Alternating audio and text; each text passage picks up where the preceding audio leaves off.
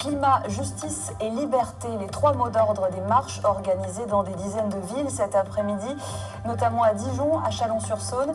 Les manifestants veulent rappeler au futur gouvernement que la rue reste attentive aux questions écologiques. Ils étaient quelques milliers à défiler en ville cet après-midi. À Paris, à Lyon, à Strasbourg, mais aussi à Chalon-sur-Saône, par exemple.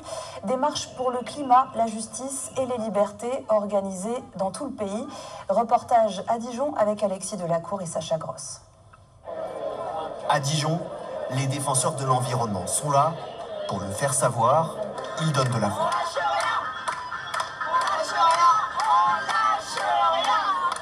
Une centaine de personnes défilent de la place Darcy à la place Wilson. Militants syndicaux, représentants associatifs et membres d'organisations non gouvernementales sont réunis autour du même combat, la lutte contre le dérèglement climatique. Dans les décideurs, il y a un certain nombre qui en sont conscients, mais qui refusent de faire quoi que ce soit parce qu'ils veulent business as usual, le même système que d'habitude, la croissance entre autres, à non plus finir, alors que la croissance, on sait bien que cette surconsommation, surproduction détruit la planète. Donc il faut un autre monde, il faut voir les choses autrement. Les manifestants réclament l'abrogation de la loi Duplon. Ils appellent le prochain gouvernement et les pouvoirs publics à changer de politique.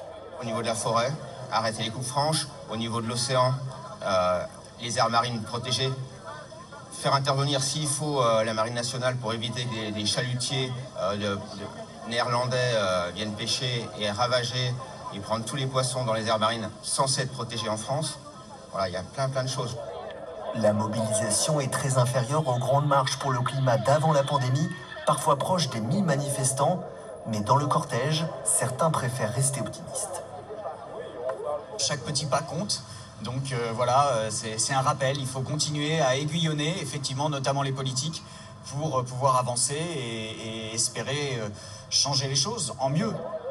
Tous espèrent que l'environnement sera au centre des débats dans les mois qui viennent, notamment durant les élections municipales en mars prochain.